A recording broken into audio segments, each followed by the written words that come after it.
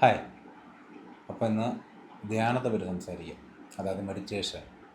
ഈ ധ്യാനം എന്ന് പറയുന്ന വാക്കിൻ്റെ പൂർണ്ണമായ ഒരു ഭാവം മെഡിറ്റേഷൻ എന്ന് പറയുന്ന ഇംഗ്ലീഷ് വാക്കിന് ഉൾക്കൊള്ളാൻ പറ്റിയിട്ടില്ല എന്ന് ഒരുപാട് ആചാര്യന്മാർ ഇൻക്ലൂഡിങ് ഓഷോ, രജനീഷ് തന്നെ പറഞ്ഞ് ഞാൻ കേട്ടിട്ടുണ്ട്. സോ എന്താണ് ധ്യാനം? അതിലേക്ക് നമുക്ക് പോവാം. ഞാൻ കൂടുതലൊന്നും ചിന്തിച്ച് ഞാനതൊന്നും പ്രിപ്പയർ ചെയ്തല്ല പറയുന്നത്, എൻ്റെ അനുഭവത്തിൽ നിന്നാണ് ഞാൻ പറയുന്നത്. സോ എന്തെങ്കിലും എന്താ പറയുക, നിങ്ങൾക്ക് മനസ്സിലാക്കാൻ പറ്റാത്ത അല്ലെങ്കിൽ ഒട്ടും ആക്സെപ്റ്റബിൾ അല്ലാത്തൊരു കാര്യമാണ് ഞാൻ പറയുന്നതെങ്കിൽ മനസ്സിലാക്കുക, ഇതെൻ്റെ ജീവിതത്തിൽ നടന്ന കാര്യമായതുകൊണ്ടാണ് ഞാനങ്ങനെ പറയുന്നത്. That's all. Anyway, coming to the point. എന്നെ സംബന്ധിച്ച് ധ്യാനം എന്ന് പറഞ്ഞു കഴിഞ്ഞാൽ ഒരു സിമ്പിൾ പ്രോസസ്സാണ്. അതായത് വെറുതെ അവെയർ ആവുക, അതായത് ബോധത്തോടുകൂടി ഇരിക്കുക. അത് മാത്രമാണ് എന്നെ സംബന്ധിച്ച് ധ്യാനം. ബുദ്ധനൊക്കെ പറഞ്ഞ ഇങ്ങനെയല്ലേക്ക് വിപാസന മെഡിറ്റേഷനെ പറ്റിയൊക്കെ നിങ്ങളെല്ലാവരും കേട്ടിട്ടുണ്ടാവും. പിന്നെ ആ tantric meditation, yoga meditation, third eye meditation, ആജ്ഞാചക്ര മെഡിറ്റേഷൻ, ആ മെഡിറ്റേഷൻ, ഈ മെഡിറ്റേഷൻ, അങ്ങനെ നമ്മുടെ നാട്ടിൽ ഇഷ്ടം പോലെ മെഡിറ്റേഷനുണ്ട്. ഈ എസൻസ് ഓഫ് മെഡിറ്റേഷൻ എന്ന് പറയുന്നത്, അതായത് മെഡിറ്റേഷൻ്റെ മൂലമായിട്ടുള്ള കാര്യം എന്ന് പറയുന്നത് അവെയർനെസ്സാണ്, അഥവാ ബോധം. ഈ അവെയർനെസ് ആണ് നമ്മളെ ഈ ശരിക്കും അതിൻ്റെ എസൻസ് അതാണ്. നമ്മൾ ശരിക്കും എന്താണ് ചെയ്യുന്നത്? ഇപ്പോൾ ഒരു വിപാസന മെഡിറ്റേഷനിൽ എല്ലാവരും പറയുന്നത് ആദ്യം ശ്വാസത്തിൽ ശ്രദ്ധിക്കാൻ പറയും. ശ്വാസം ഉള്ളിലേക്ക് വരുന്നതും പോകുന്നതും ചെയ്യാൻ പറയും. അപ്പോൾ ഒരുപാട് പേര് വിചാരിക്കുന്നത് ഈ ശ്വാസത്തിനാണ് ഇവിടെ ഇമ്പോർട്ടൻസ് എന്നാണ്. ഒരിക്കലുമല്ല. ഈ ശ്വാസത്തിന് നമ്മൾ കൊടുക്കുന്ന ശ്രദ്ധ, നമ്മൾ ആ ശ്വാസത്തിൽ അർപ്പിക്കുന്ന ബോധം, ആ അവെയർനെസ്, അതാണ് മെഡിറ്റേഷൻ. അതിലാണ് മെഡിറ്റേഷൻ്റെ എസൻസ്. നിങ്ങൾക്ക് എന്ത് കാര്യത്തെപ്പറ്റി അവെയർ ആവാൻ പറ്റും? ഈ ലോകത്ത് നടക്കുന്ന എന്ത് കാര്യത്തെപ്പറ്റി, നിങ്ങളുടെ ചുറ്റും നടക്കുന്ന കാര്യമായാലും നിങ്ങളുടെ ഉള്ളിൽ നടക്കുന്ന കാര്യമായാലും, നിങ്ങളെ മനസ്സിൽ ഇങ്ങനെ തോട്ട്സ് ഇങ്ങനെ ഒഴുകിക്കൊണ്ടിരിക്കുകയാണ്. അതായത് അൺകൺട്രോളബിളായിട്ട് വേദനിപ്പിക്കുന്ന, വിഷമിപ്പിക്കുന്ന, സന്തോഷിപ്പിക്കുന്ന, സുഖം തരുന്ന ചിന്തകൾ ഇങ്ങനെ ഒഴുകിക്കൊണ്ടിരിക്കുകയാണ്. അപ്പോൾ ഈ ചിന്തകളെ പറ്റി നിങ്ങളൊന്ന് ശ്രദ്ധിച്ചാൽ മതി, ഒന്ന് ബോധവാനായാൽ മതി. അതാണ് ധ്യാനം. അതിപ്പം ഡെയിലി രാവിലെ 15 മിനിറ്റ് ശ്വാസത്തിൽ ശ്രദ്ധിക്കാം, അല്ലെങ്കിൽ എന്തെങ്കിലും ഒരു കാര്യത്തിൽ ശ്രദ്ധിക്കാമെന്ന് വിചാരിച്ചു കഴിഞ്ഞാൽ അതൊരു ഓട്ടോമാറ്റിക് പ്രോസസ്സാണ്, അതൊരു റെപ്പറ്റേറ്റീവ് പ്രോസസ്സാണ്. അത് നിങ്ങളുടെ ബ്രെയിനിനെയും മൈൻഡിനെയും ഡള്ളാക്കുകയും നിങ്ങളുടെ ജീവിതം കൂടുതൽ ദുസ്സഹമാക്കുമെന്നാണ് എൻ്റെ അനുഭവം. കാരണം നമുക്ക് ഈ ബേസിക് സ്റ്റെബിലിറ്റി ഇല്ലാത്ത ആളുകൾ, അതായത് ഇപ്പോൾ എന്നെപ്പോലെ തന്നെ അല്പം ആങ്ഷ്യസ് ആയിട്ടുള്ള ആളുകൾ, ഇപ്പോൾ ആങ്സൈറ്റി അല്ലെങ്കിൽ അതുപോലത്തെ പല പ്രശ്നങ്ങളും ഫേസ് ചെയ്യുന്ന ആളുകളാണെങ്കിൽ അവർക്ക് ബേസിക് സ്റ്റെബിലിറ്റി കുറവാണ്. ആ ബേസിക് സ്റ്റെബിലിറ്റി ഇല്ലാത്ത ആൾക്കാർക്ക് ഈ ഒരിടത്ത് 15 മിനിറ്റ് ഇരുന്നു കൊണ്ടുള്ള ഒരു എക്സസൈസ് അല്ലെങ്കിൽ ഒരു ടോർച്ചർ എന്ന് തന്നെ പറയാം, അത് ചെയ്യുന്നത് അവരുടെ മനസ്സമാധാനത്തിന് ഒരു തരത്തിൽ സഹായിക്കുന്ന കാര്യമേ അല്ല. അപ്പോൾ ചോദിക്കും, നമ്മൾ ധ്യാനം ചെയ്യേണ്ടതെന്ന്. ഒബിയസ്ലി ധ്യാനം എന്ന് പറയുന്ന ഒരു മഹത്തായ കാര്യമാണ്. ജീവിതം തന്നെ മെഡിറ്റേഷനാണെന്ന് ഈ ഓഷോയും രജനീഷ് ഓഷോ ഒരാളാണ്, സോറി, ഓഷോയും ജിത്തു കൃഷ്ണമൂർത്തിയൊക്കെ പറഞ്ഞ് ഞാൻ വീഡിയോസിലൊക്കെ കണ്ടിട്ടുണ്ട്. ശരിയാണ്. ജീവിതത്തിലെല്ലാം അവെയർനെസ്സാണ്, അതായത് എല്ലാത്തിലും ശ്രദ്ധ അല്ലെങ്കിൽ ബോധമുണ്ട്. ശുദ്ധമായൊരു ബോധത്തിലാണ് ഇതെല്ലാം സംഭവിച്ചുകൊണ്ടിരിക്കുന്നത്. സോ ബേസിക്കലി നമ്മൾ ജീവനുള്ള കാലം അത്രയും തന്നെ ഈ ബോധം ഇവിടെ നിലനിൽക്കും. പക്ഷേ ഈ ബോധത്തിൽ നമ്മളില്ല. ശരിക്കും പറഞ്ഞാൽ നമ്മൾ ഈ ചിന്തയിൽ അങ്ങ് അലിഞ്ഞു പോകും, അല്ലെങ്കിൽ നമ്മൾ ചെയ്യുന്ന ആക്ടിവിറ്റിയിൽ അങ്ങ് അലിഞ്ഞു പോകും. നമുക്ക് അവെയർനെസ് തീരെയില്ല. അതിനർത്ഥം നമ്മളെ അവെയർ ആവാത്ത സമയത്ത് അവെയർനെസ് അവിടെ ഇല്ലെന്നല്ല. അവെയർനെസ് എപ്പോഴും 24/7 നമ്മുടെ ചുറ്റിനുമുണ്ട്. നമുക്ക് ഇമാജിൻ പോലും ചെയ്യാൻ പറ്റാത്തൊരു ഫോമിൽ അതുണ്ട്. നമ്മളതിനൊന്ന് ഐഡൻറ്റിഫൈ ചെയ്താൽ മതി, അതൊന്ന് അറിഞ്ഞാൽ മതി. ശ്രദ്ധ ഇവിടെ തന്നെ ഉണ്ട്, അല്ലെങ്കിൽ ബോധം ഇവിടെ തന്നെ ഉണ്ട്. അപ്പോൾ ഈ ടിന്ന് അല്ലെങ്കിൽ ഒരു ബോട്ടിൽ ഇവിടെ ഇരിക്കുമ്പോൾ ആ ബോട്ടിലിനെ പറ്റി ഞാൻ അവെയർ ആവുമ്പോൾ സമയത്താണ് ആ അവെയർനെസ്സിൻ്റെ എഫക്റ്റും ഫീലിങ്ങും ബെനിഫിറ്റ്സും എനിക്ക് കിട്ടുന്നതെങ്കിലും ഞാൻ അവെയർ ആയില്ലെങ്കിൽ പോലും അതിനെപ്പറ്റി അവെയർ ആവാനുള്ള ആ ബോധം എന്ന് പറയുന്ന ബാക്ക്ഗ്രൗണ്ട് പോസിബിലിറ്റി അവിടെ എക്സിസ്റ്റ് ചെയ്യുന്നുണ്ട്. ആ അവെയർനെസ്സിന്, അതായത് ഓൾറെഡി എക്സിസ്റ്റ് ചെയ്യുന്ന നമുക്ക് ചുറ്റുമുള്ള പരബ്രഹ്മം അല്ലെങ്കിൽ സർവ്വവ്യാപിയായ അവെയർനെസ്സിനെ നോട്ടിഫൈ ചെയ്യുന്ന ഒരു മൂമെൻറ്റ്, ആ മൂമെൻറ്റാണ് എന്താ പറയുക, മെഡിറ്റേഷൻ അല്ലെങ്കിൽ ധ്യാനം എന്നൊക്കെ പറയാം. പലർക്കും കോൺസെൻട്രേഷനാണ് ധ്യാനം എന്നൊരു വലിയ തെറ്റിദ്ധാരണ ഉണ്ട്. ഒരിക്കലുമല്ല. അതായത് നിങ്ങൾ ഒരു കാര്യത്തിൽ തന്നെ ഇങ്ങനെ കടിച്ച് പിടിച്ച് ശ്രദ്ധിക്കുന്നതല്ല ധ്യാനം. ഒരു കാര്യത്തെപ്പറ്റി ബോധവാനാവുക, ശ്രദ്ധ കൊടുക്കുക എന്ന് പറയുമ്പോൾ അതിൽ തന്നെ ഇങ്ങനെ പിടിച്ച് വെച്ചിരിക്കുന്നതല്ല ധ്യാനം. വളരെ ഫ്രീ ആയിട്ട് റിലാക്സ്ഡായി ശ്രദ്ധിക്കുന്നതാണ് ധ്യാനം ശരിക്കും പറഞ്ഞാൽ.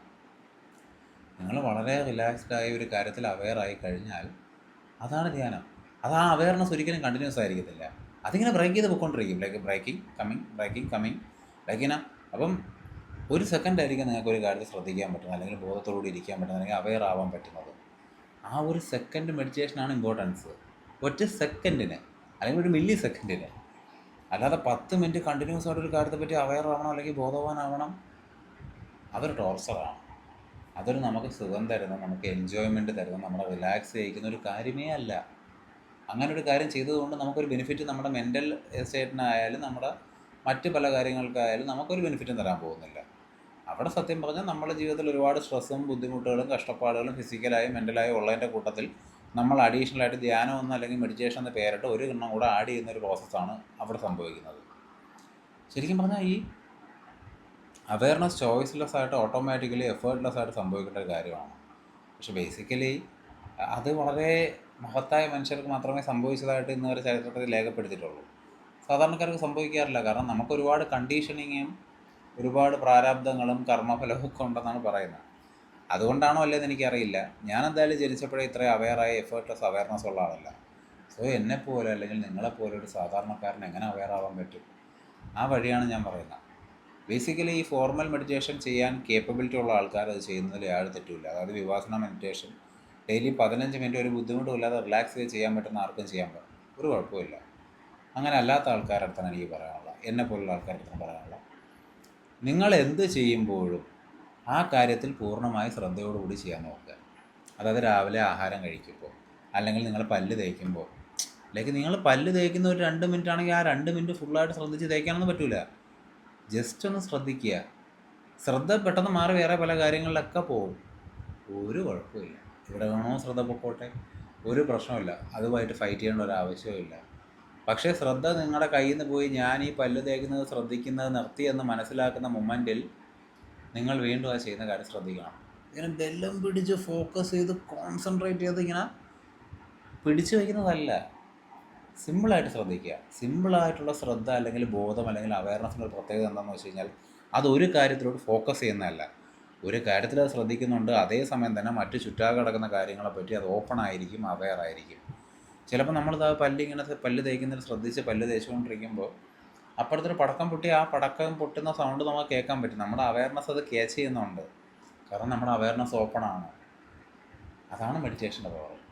അത് ഓരോ ദിവസം കഴിയുന്തോറും ഭയങ്കര ഡീപ്പാവും തോറും നമ്മുടെ ലൈഫിൽ ചെയ്യുന്ന എല്ലാ കാര്യത്തിനും ഭയങ്കരമായ ഒരു സുഖം കിട്ടും.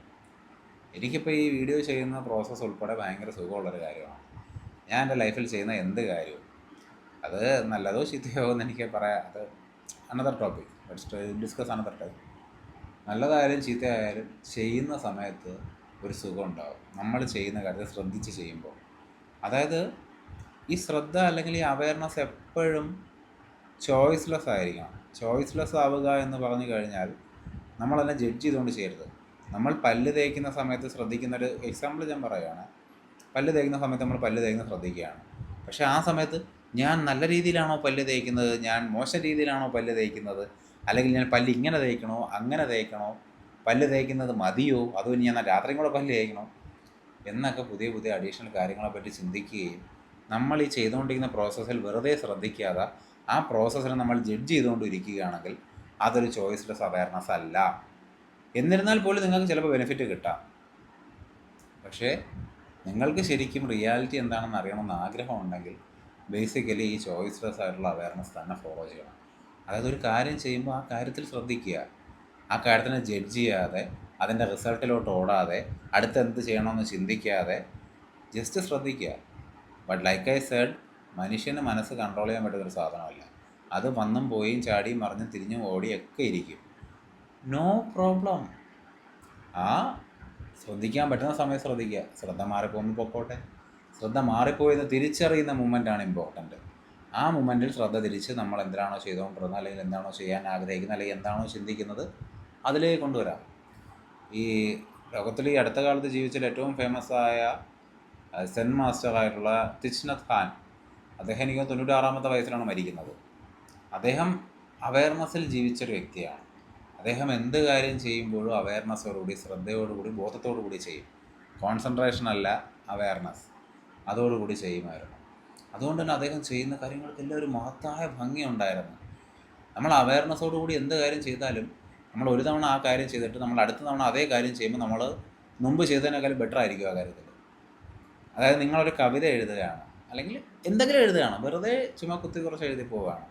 നിങ്ങളാ എഴുതുന്ന സമയത്ത് നിങ്ങൾ വളരെ അവെയറായിട്ടാണ് അത് ചെയ്യുന്നതെന്നുണ്ടെങ്കിൽ, ബോധത്തോടു കൂടിയാണ് ചെയ്യുന്നതെന്നുണ്ടെങ്കിൽ, നിങ്ങൾ അടുത്ത തവണ വീണ്ടും ഒരു വരി എഴുതുമ്പോൾ നിങ്ങൾ മുമ്പ് എഴുതിയ വരിയേക്കാൾ മനോഹരമായ വരി നിങ്ങൾക്ക് എഴുതാൻ പറ്റും.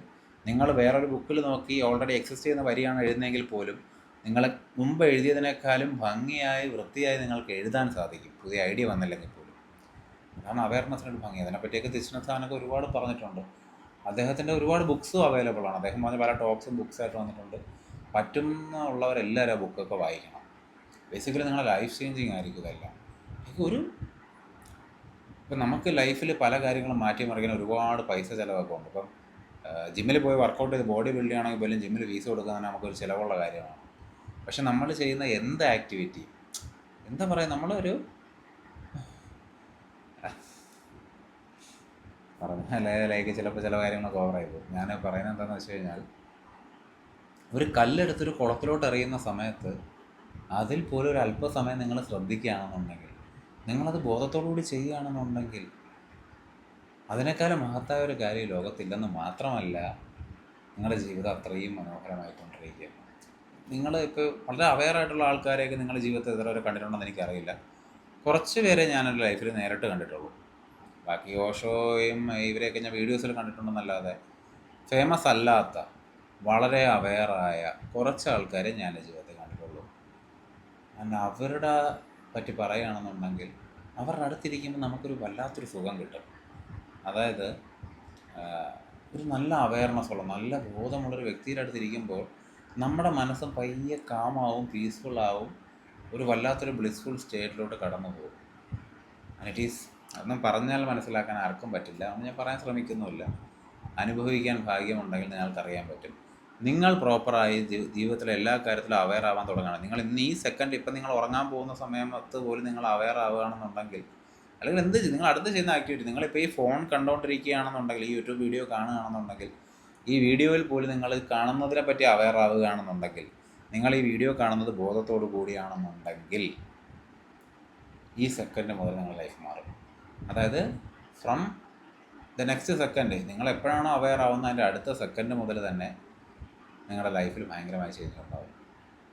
എനിക്ക് ഈ അവെയർനെസ്സിൻ്റെ ഒരു ചേഞ്ച് അല്ലെങ്കിൽ അതിൻ്റെ ഒരു ഇമ്പാക്റ്റ് കാണാൻ വേണ്ടി ഒരുപാട് ദൂരോട്ടൊന്നും പോകണ്ട. ഒരു സെക്കൻഡ് മതി. നിങ്ങളിപ്പോൾ അവെയറായാൽ മതി, അതിൻ്റെ വ്യത്യാസവും ബെനിഫിറ്റും ഒക്കെ നിങ്ങൾക്ക് ഇപ്പോൾ തന്നെ അറിയാൻ പറ്റും. ഇതൊരു ടൈമിൽ ഒരു ലീനിയർ ആയിട്ട് മൂവ് ചെയ്യുന്നൊരു ടൈമിൽ സംഭവിക്കുന്നൊരു പ്രോസസ്സല്ല. ജീവിതം എങ്ങനെ മനോഹരമാക്കാൻ പറ്റും അവെയർനെസ്സിന്, അല്ലെങ്കിൽ ബോധത്തിന്, അല്ലെങ്കിൽ ശ്രദ്ധയ്ക്ക് എന്നുള്ളത് ഇപ്പോൾ ഈ വീഡിയോ കാണുന്ന സമയത്ത് നിങ്ങളൊന്ന് ശ്രദ്ധിച്ചാൽ തന്നെ നിങ്ങൾക്ക് മനസ്സിലാക്കാൻ പറ്റും. അതിന് വേറൊന്നിൻ്റെയും സഹായം നിങ്ങൾക്ക് ആവശ്യമില്ല. നിങ്ങളത് ട്രൈ ചെയ്യൂ, നിങ്ങൾ സ്വയം അത് മനസ്സിലാക്കൂ, നിങ്ങളുടെ ജീവിതം എൻജോയ് ചെയ്യൂ. ഓഷോയൊക്കെ പറഞ്ഞ പോലെ, സോർബാദി ബുദ്ധ എന്നൊക്കെ പറഞ്ഞ പോലെ, അതായത് എല്ലാം എൻജോയ് ചെയ്യുന്ന ഒരു ബുദ്ധൻ, അതുപോലെ ആകും. നിങ്ങൾക്ക് ഡെഫിനറ്റ്ലി ആകാൻ പറ്റും. കോമൺ സെൻസ് ഉള്ള ഏതൊരു വ്യക്തിക്കും അത് പറ്റുമെന്ന് ഞാൻ വിചാരിക്കുന്നു. ചിലപ്പോൾ കോമൺ സെൻസ് ഇല്ലാത്തവർക്ക് പോലും അത് പറ്റിയെന്ന് വരാം. Anyway, thank you.